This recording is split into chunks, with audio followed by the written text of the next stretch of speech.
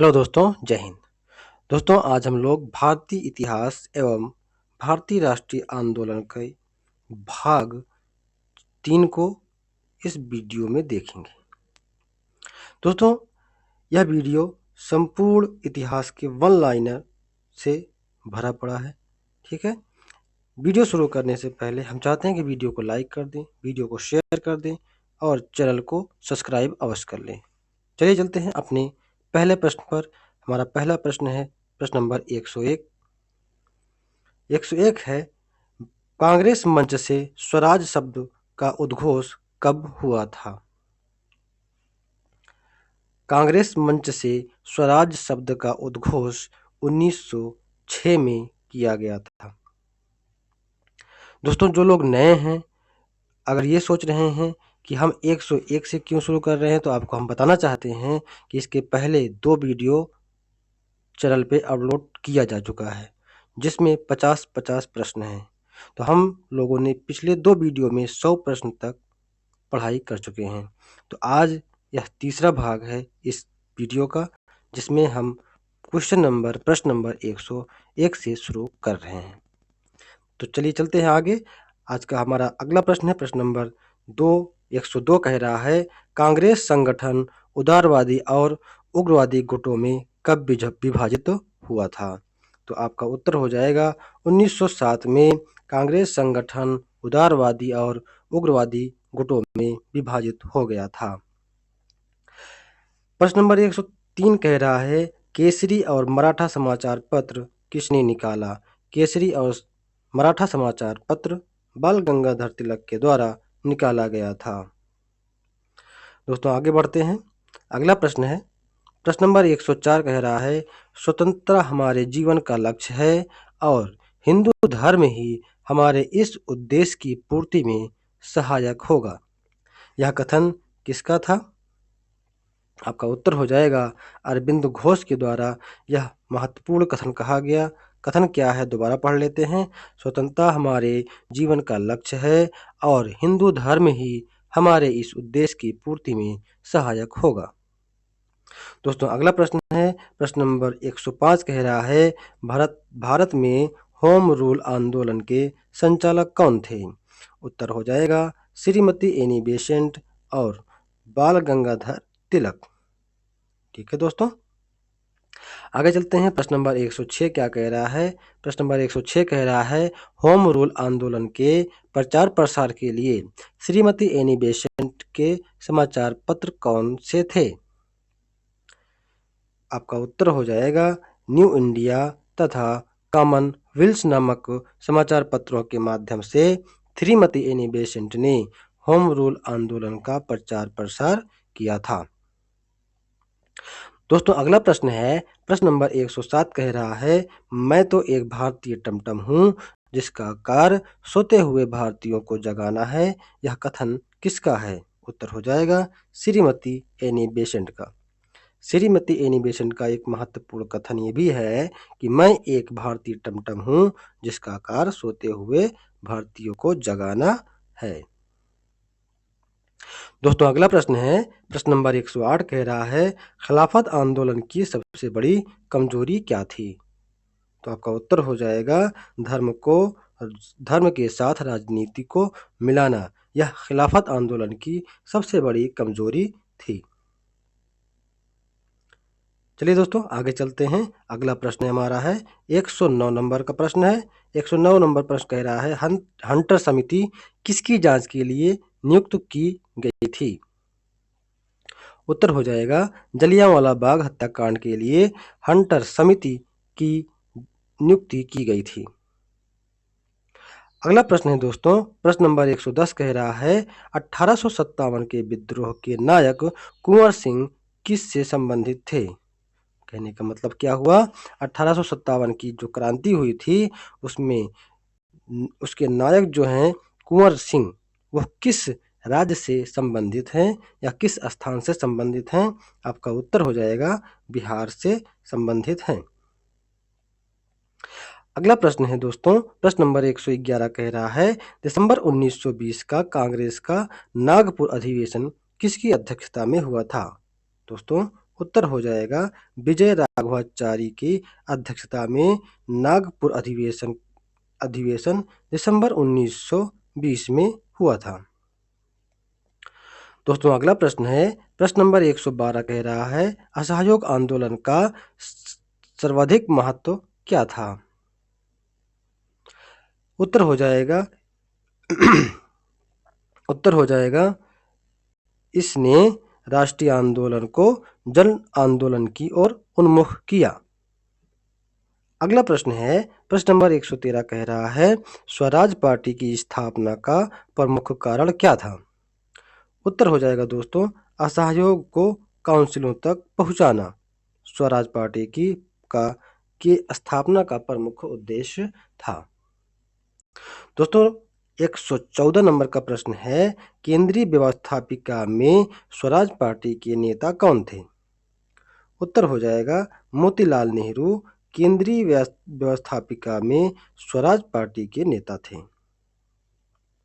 दोस्तों अगला प्रश्न है, प्रश्न नंबर 115 कह रहा है हम शेर को उसकी मांद में पराजित करेंगे, यह कथन किसका था? उत्तर हो जाएगा चित्तरंजन दास महोदय का यह कथन था।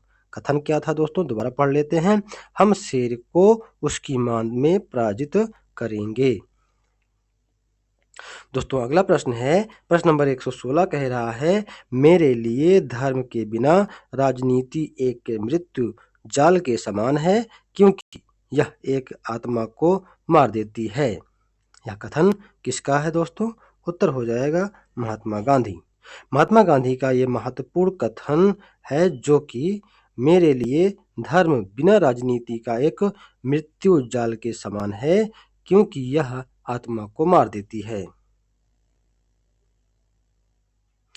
अगला प्रश्न है दोस्तों, प्रश्न नंबर 117 कह रहा है मेरे लिए अहिंसा स्वराज से भी पहले है।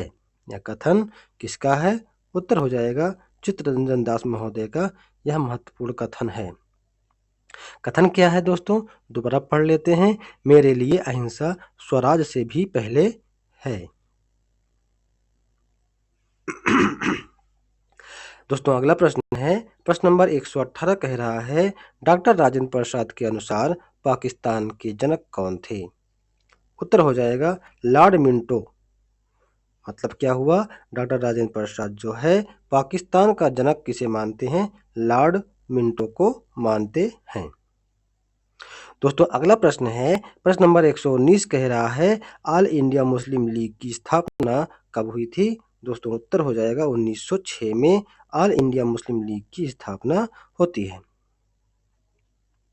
दोस्तों अगला प्रश्न है, प्रश्न नंबर 120 कह रहा है सोम प्रकाश समाचार पत्र किसने शुरू किया था? उत्तर हो जाएगा राजा राम मोहन राय के द्वारा सोम प्रकाश समाचार पत्र की शुरुआत की गई थी। दोस्तों अगला प्रश्न है, प्रश्न नंबर 121 कह रहा है महात्मा गांधी के भारत में सर्वप्रथम सत्याग्रह कहाँ से प्रारंभ हुआ? उत्तर हो जाएगा चंपारण में महात्मा गांधी के प्रथम सत्याग्रह का आरंभ होता है। चंपारण जो है इस समय बिहार में स्थित है, बिहार का एक जिला है। दोस्तों अगला प्रश्न है, प्रश्न नंबर 122 कह रहा है प्रथम विश्व युद्ध के दौरान सक्रिय होने वाले गदर क्रांतिकारियों का आधार स्थल क्या था? दोस्तों उत्तर हो जाएगा उत्तरी अमेरिका। उत्तरी अमेरिका में प्रथम विश्व युद्ध के दौरान सक्रिय होने वाली क्रांतिकारी संगठन गदर पार्टी थी। दोस्तों अगला प्रश्न है, प्रश्न नंबर 123 कह रहा है the story of the integration of the Indian states किसने लिखी है? उत्तर हो जाएगा कृष्ण मेनन के द्वारा the story of the integration of the Indian states नामक पुस्तक लिखी गई है। दोस्तों अगला प्रश्न है, प्रश्न नंबर 124 कह रहा है बंग भंग का सही उद्देश्य क्या था? उत्तर हो जाएगा राष्ट्रीय आंदोलन को कमजोर करना। यह बंग भंग आंदोलन का महत्वपूर्ण उद्देश्य था। दोस्तों 125 नंबर का सवाल है, किस गवर्नर जनरल की तुलना औरंगजेब से की जाती है? उत्तर हो जाएगा लॉर्ड कर्जन की तुलना मुगल बादशाह औरंगजेब से की जाती है। दोस्तों अगला प्रश्न है, प्रश्न नंबर 125 हो गया, 126 है। 126 पढ़ने से पहले आपसे निवेदन है कि अगर वीडियो पसंद आ रहा हो तो वीडियो को लाइक करें, वीडियो को शेयर करें और चैनल पे अगर कोई नए हैं तो चैनल को सब्सक्राइब अवश्य करें। अगला प्रश्न है, प्रश्न नंबर 126 कह रहा है उग्रवाद की भावना को चरम सीमा पर पहुंचाने में किसका सर्वाधिक योगदान है? उत्तर हो जाएगा लॉर्ड कर्जन का बहुत बड़ा योगदान है उग्रवाद की भावना को चरम सीमा तक पहुंचाने का। दोस्तों अगला प्रश्न है, प्रश्न नंबर 127 कह रहा है 1916 में मुस्लिम लीग की नीति में परिवर्तन का मुख्य कारण क्या था? उत्तर हो जाएगा बंग विच्छेद का अंत। यह सबसे प्रमुख कारण था 1916 में मुस्लिम लीग की नीति में परिवर्तन का। दोस्तों 128 नंबर का सवाल है, भारत छोड़ो प्रस्ताव कांग्रेस की किस बैठक में पारित हुआ था? उत्तर हो जाएगा वर्धा अधिवेशन में भारत छोड़ो प्रस्ताव कांग्रेस की इसी बैठक में पारित हुआ था। दोस्तों अगला प्रश्न है, प्रश्न नंबर 129 कह रहा है भारत छोड़ो आंदोलन के समय गिरफ्तार कर गांधी जी को कहाँ रखा गया था?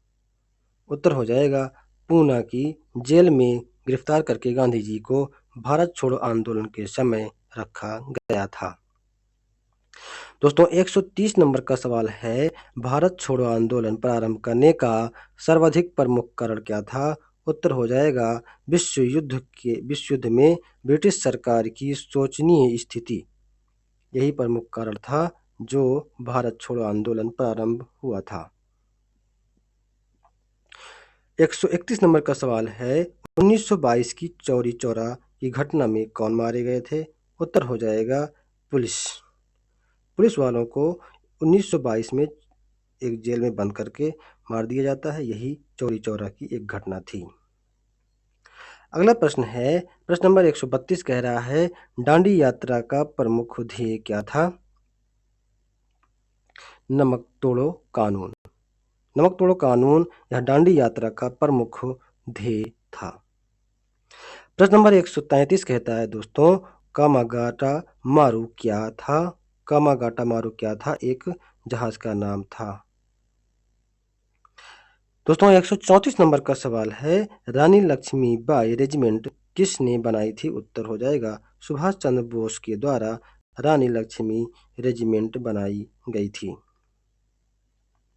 दोस्तों अगला प्रश्न है, प्रश्न नंबर 135 कह रहा है किस विद्रोह को बंकिम चंद्र चटर्जी ने अपने उपन्यास आनंद मठ में उल्लेखित किया है? उत्तर हो जाएगा सन्यासी विद्रोह। सन्यासी विद्रोह का उल्लेख बंकिम चंद्र चटर्जी ने अपने उपन्यास आनंद मठ में उल्लेख किया है। दोस्तों अगला प्रश्न है, प्रश्न नंबर 136 कह रहा है वर्ष 1913 में अंग्रेजी ईस्ट इंडिया कंपनी को कहाँ एक कारखाना स्थापित करने की अनुमति मिली थी? उत्तर हो जाएगा सूरत में पहली अंग्रेजी कंपनी का स्थापित करने की अनुमति मिली थी 1613 में। दोस्तों अगला प्रश्न है, प्रश्न नंबर 137 कह रहा है 1857 के विद्रोह के संदर्भ में किसे उसके मित्र ने धोखा दिया था तथा जिसे अंग्रेजों द्वारा बंदी बनाकर मार दिया गया?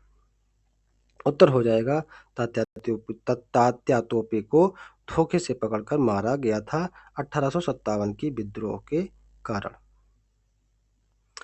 अगला प्रश्न है, प्रश्न नंबर 138 कह रहा है भारतीय राष्ट्रीय कांग्रेस का वर्ष 1929 में लाहौर सम्मेलन जिसमें अंग्रेजों से पूर्ण स्वतंत्रता पाने का संकल्प अंगीकृत किया गया था किसकी अध्यक्षता में हुआ था? उत्तर हो जाएगा पंडित जवाहरलाल नेहरू की अध्यक्षता में भारतीय राष्ट्रीय कांग्रेस का 1929 में लाहौर सम्मेलन में यह प्रस्ताव पारित हुआ था।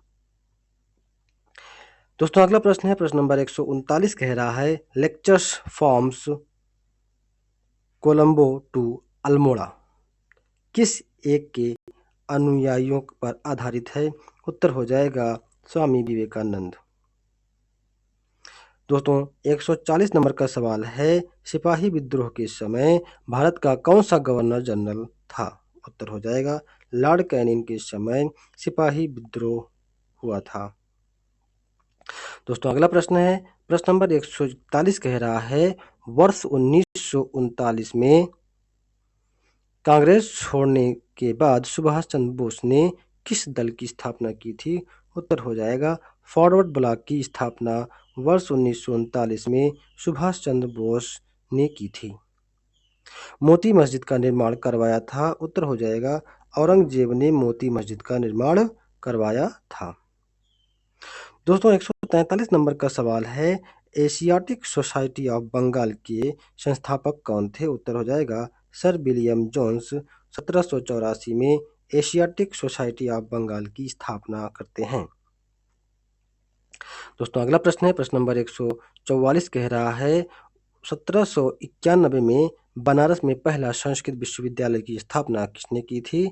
उत्तर हो जाएगा जोनाथन डंकन के द्वारा 1791 में बनारस में पहला संस्कृत विश्वविद्यालय की स्थापना की जाती है।